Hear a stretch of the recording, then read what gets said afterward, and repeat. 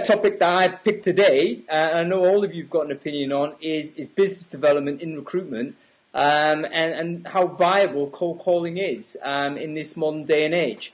I mean, I've got a shifting position on it, but my default sort of posture, if you like, is, cold calling has got to be trending down, hasn't it? We're in an era where there's so much information flowing out there. Surely we're at the stage now where to be able to make a cold call into a client and persuade that person to buy off you on the basis of that call is no longer a really good way for a recruiter to spend his time. So I think it's kind of going away, but I know others have got different opinions. So I just want to throw it over to you, Gary. First of all, I mean, what would you say to that comment? Cold calling recruitment, is it viable? It hasn't been for many years. I don't think I've ever accepted or received a credible cold call in the last 6-7 years. The majority of cold calls are ill-informed. The cold callers I'm talking about are ill-informed, ill-educated in terms of what they're trying to achieve.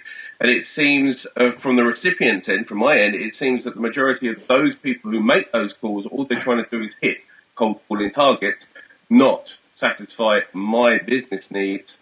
They don't show any understanding. I had one this morning who had no idea what job I did within the organisation I work for. Can you tell us a bit about that call, Gary? I mean, what was the guy saying? What was his approach? And why was this an example of why this is a bad idea now? Started off, I found your details on LinkedIn. Yep. Also give you a call because we have some candidates who we feel could be relevant to you. Yep. So first of all, if he'd have found my details on LinkedIn, he would have seen quite clearly that I state on my LinkedIn profile that I don't accept cold calls from any agency. So he obviously was either too ignorant to respect that, or didn't find my details on LinkedIn in the first place. Yep. Or didn't read your profile. Second, say that again. Or didn't read your profile to that point, just saw your name and thought, right, let's hit the guy. Absolutely. Secondly, that if he'd have read my profile and done a bit more research on me online, he would have found out that I don't have anything to do with UK recruitment within Aviva. And thirdly, the types of skills he was trying to sell to me, I wouldn't have a clue what he was talking about. Yep. So, I mean, there you go, guys. An example of why cold calling doesn't work. Is that open and shut? I mean, is the case over? What do you reckon, Sean?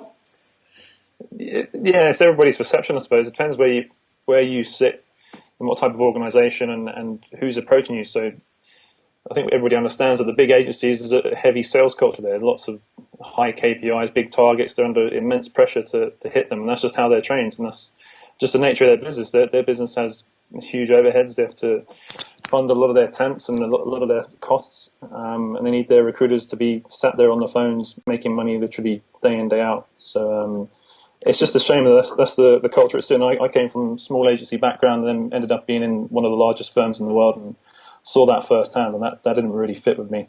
So what are you saying here, Sean? You're saying that this is basically a big agency culture and not a small agency culture? Yeah, I work with small agencies, and typically the small agencies take a much more consultative approach. So I don't know who's been calling Gary, but I suppose if you start taking a look at where those calls are coming from, they typically come from agencies where the consultants there are put under pressure to make those sales calls. And the way I see it, there's a difference between a cold call and a sales call, because a lot of sales calls come from the big agencies. They are under pressure to get something out of it. They have to try and close the person they're speaking to there and then on picking up a job or trying to get an interview for one of their candidates. They literally just throw all their best candidates at the client without even understanding them. It's just how it works. But small agencies, and the way I always worked when I was in a small agency, was a much more consultative approach. So you find out who the person is that you're speaking to before you even call them. You know a lot about their background, and you tend to call the people that work in the same market as you, so you can come across a lot more credible. And then look to build a relationship. I'd like to challenge that. So you still make a cold call? It's a cold call, yeah, not a sales call. It's with a view to So there's, like I say, the cold calls have to be done for small businesses. But if you go at it a different approach and it's exploratory call, and you build some credibility about yourself right from the get-go, and look to try and help that person in the future. I was never calling clients in the past expecting them to want to see my candidates or even expecting them to be hiring right now. It's much more looking at where they might have a need in the future, and just trying to build a bit of rapport between them so that they might allow me to speak to them in the future should they have a hiring need. Yeah, Simon, I'm going to come to you. I'm going to come to you. Thank you very much for that, Sean. I'm going to come to you soon, but I just want to address that point that Sean's making there, Gary. He's basically saying, as I understand it, Sean, that if the call was actually better research, more research, they knew you were sort of UK, sort of a European only, knew exactly what you were recruiting for, understood what kind of character you were and all the rest of it, and had some kind of, research, had demonstrative research prior to the call, would that have been better? I mean, would that have kind of, guys, would he have had a chance, if you like? No. No, not at all. Yeah, and what a lot of agency salespeople forget is that the large corporate structures where they have a dedicated in-house team, we operate for suppliers lists. And no matter how many times a cold caller will call us, you're never going to get on the preferred supply list. Yeah, we're the in-house recruitment community with the firm. We talk to each other. We don't need cold callers to tell us or agencies to tell us what they're good at, what they're best at. I'll pick up the phone and speak to my colleagues at Sun Alliance or Royal Sun Alliance or the Prudential, or when I was in tech, I'd speak to my competitors and ask them which agencies are good. I don't need someone to tell me that they're special and different to everybody else that they aren't. So it really is a waste of energy and a waste of time, especially when there's PSLs. And if we ever do a review of a PSL, we have to look at track record, past experience of the hiring managers that we have. We in every organisation there's an awful lot of turnover where there's a high degree of staff, and that turnover itself comes with experience. So whenever we change our hiring managers, those hiring managers will come in with experience of agencies they may have dealt with in the past. So therefore, we bring them into the corporate structure and look at entertaining them on the PSL. But cold calls won't get anyone on a PSL. What's your view on that, Simon? I mean, Gary's basically made it clear that cold calling as a technique is simply not is completely ineffective, zero effective. I think. I understand where Gary's coming from, and I think, but Gary's in a very corporate world, and I think it's important to distinguish between the corporate, the big organisations, and the SME market. And I think, what Sean said is really important is that cold calls have to be done. I think, if you're launching a new business, you cannot, and you haven't got £1 million worth of funding, and you can't spend £400,000 a year on advertising or on email marketing or any different solution. The telephone is perhaps the single most cost-effective way to actually get new business. And there's ways and means in which you can go about that. Obviously, Gary, I can imagine. I think you get to that point when you're in roles and have a career history like Gary's, because you are constantly in the firing line of cold callers, and it's very easy then to put up that brick wall. And I can completely understand why that happens in the big organisations, but for smaller markets, for the SMEs, it's still really important for us to be able to pick up the telephone and say, look, this is who we are. We understand a little bit about you. Let's have a conversation and decide whether or not our companies can work together. Can we help you? This is what we can offer. And I think, I think Sean's just something. It has to be done. You cannot really launch a startup business on a bootstrapped without picking up the telephone to. Hang on, can I just challenge that, Simon? Because these days, I mean, I totally accept what you're saying. Actually, it's interesting that both you and Sean have mentioned size, to be honest. I mean, maybe that's it. Maybe small agency, small client, the cold call, maybe the communication channel where it is effective, and why we get this sort of disconnect between people that I tend to speak to on the internal side that are just massively hostile to the idea, and all the agency guys I speak to that seem to still think that it's a viable communication thing. Perhaps it is simply, hey, listen, you can't call a corporate, but you can call an SME. But the small guys can't get big until they've done the hard graft, and that's the thing, until they've grown, and then they are established, and then the big organisations have heard of them. But to get to that stage, they have to be doing any which way, and sometimes that means picking up you can complement it with lots of different, with social media, with email marketing, with online advertising, with offline advertising, with so many different things you can do. But part of that core marketing sales mix comes down to field sales, going out and meeting people, and that's not cold calling. Yeah, that's totally. That's one to different. Saying a whole mix of things. But then that I think is the way it should be working right now. Cold calling is intrusive, it's invasive, and it's a complete that's a waste of the recipient's time. 99 times out of 100. Yeah. Whereas what you've just said, Simon, and certainly where Hong's coming from, is that with the advent of so many different social media platforms where engagement is key, there are ways in which people can engage with so many people without even knowing who they are. You build up that trust, you build up that empathy, and you don't need a cold call. Yeah, I am very active on Twitter.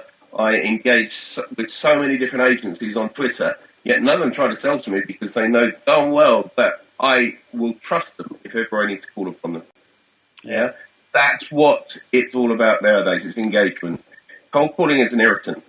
You know, whether you're big or small, it's a waste of the person's time at the other end. The typical cold call, and this is pretty much every single cold call. My name's so-and-so from such and such a company. Have you got time to talk? My answer is always no. And they carry on talking. But there is an argument that says if the answer was always no, and it may be from you, but from other companies, then cold call would slowly become extinct. And it isn't. It is still being used very heavily by many companies. In the insurance industry, even that you're recruiting for, is perhaps it has evolved in the last decade to a different kind of sales structure, but we're always cold calling. When your policies or whatever car insurance policy come up, you get a cold call from an insurance company or 10 insurance companies want to sell you a new policy. Technology's changed that slightly, but it's still there, and I think if it didn't work, people would just stop doing it. So I think we have relative success, with cold calling. It is part of what we do, and I think it's really important that we do find out. I think, for me, to get in touch with a bigger company, I think what you're saying is exactly. I'd try and contact you via email, through LinkedIn. I'd try and see, would you be interested if I came meet you for a big organisation? But for the smaller guys that may be advertising one job or two jobs, I can call them up and say, look, you're already advertising this role somewhere. Have a look at this service and see if you want to advertise it with us as well. And it's the same. Well, I won't speak for sure, but I just think that there's very little way other than cold calling for some startup companies to get off the ground. Let me put an example forward here, Simon. And I totally bow to your marketing expertise. Simon runs his own marketing company, I think, whatever. Very good, a side hustle that you have there. But isn't the idea of sales these days all about attraction marketing? Isn't it all about, hey, listen, this is what I can do. Here's all the evidence of what I have done or what I can do. Here it is online. Consume that. And if you like it, then come to me, as opposed to me sort of banging the cold calls out and trying to hustle the business out that way.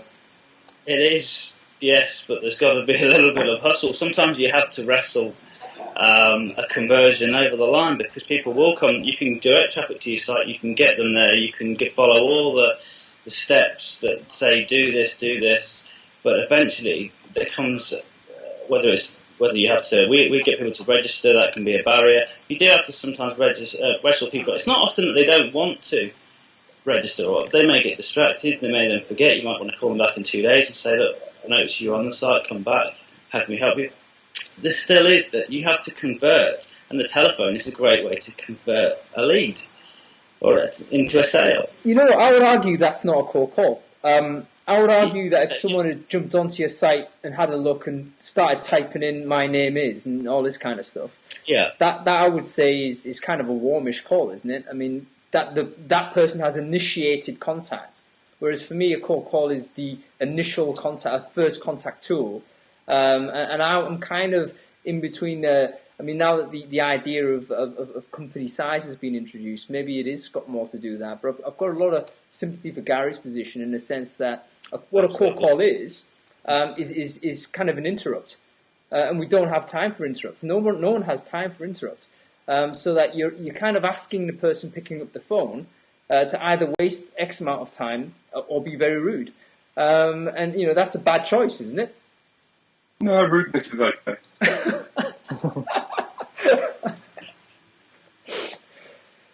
Yeah, I think the question is a cold call or a cold approach on Twitter or LinkedIn or email or whatever. It's still just initiating that first contact. Really, you've got to do it somehow. So sometimes you win with the phone call. If you realise that a company doesn't like you calling them, then you'll go a different route and you'll go down LinkedIn or Twitter or whichever way that company prefers to engage. It's really trying to understand up front how that company likes to engage with its potential suppliers, really. So but it's not the company; it's the individual. And the individual. Yeah, okay. Yeah, there's a slight disadvantage that Sean's at here, guys, and don't forget is the three of us haven't. It's the first time we've seen each other, but we have interacted on blogs, on Twitter, and on LinkedIn. Yeah, so there is nothing cold between us here. So there's an empathy. Yeah. We've had online communication this week, and that's the way it goes. Yeah, and all right, Simon's been trying to sell to me this week, which I won't blame him for. But I've tried to sell to you in the past, so that's fine. And I do understand where there is a feeling there is a need for a cold call, but there is a lack of empathy and a lack of understanding with business need of the customer typically when that cold call is made, and that's where it becomes an irritant.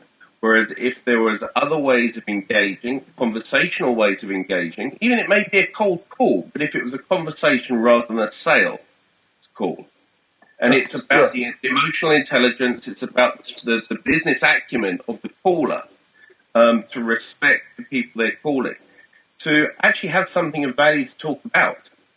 Yeah, a lot of people now, you look at a lot of software vendors and a lot of the job boards, they don't stand up in front of audiences or talk to people on the phone about their product.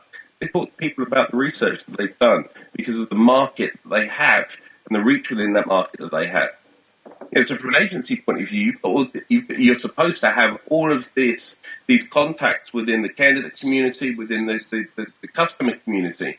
And that's a depth of research collateral that you can collect and then present to your next customer.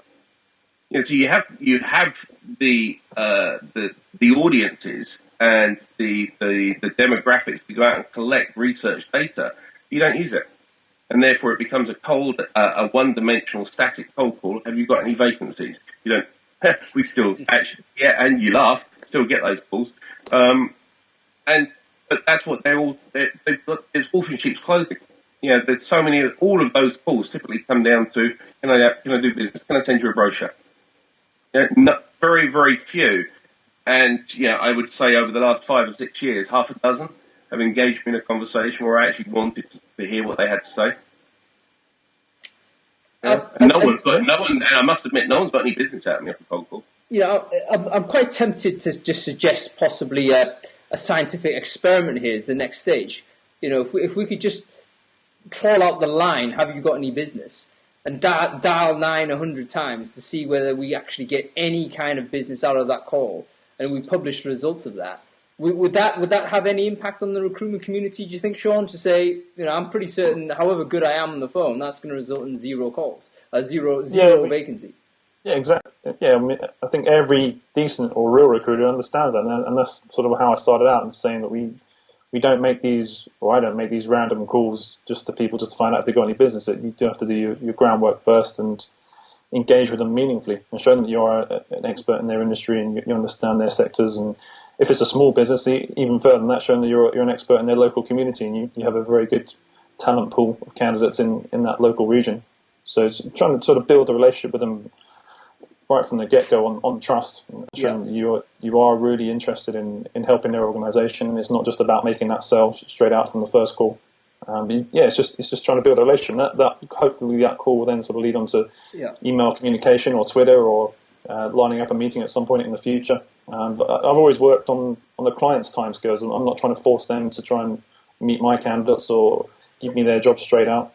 And I think that's how a lot of the small agencies work. It's a much more consultative approach rather than the heavy sort of type of salesy cold calls that a lot of the big companies and even small companies hate receiving. I get a lot of cold calls as well because we're an agency. We work with a lot of suppliers, or we're a support group to agencies, and we work with a lot of suppliers. And right now I've had calls from Monster and Total Jobs and JobSite and all the big job boards, doesn't matter how good they say they are, they all have to cold call as well.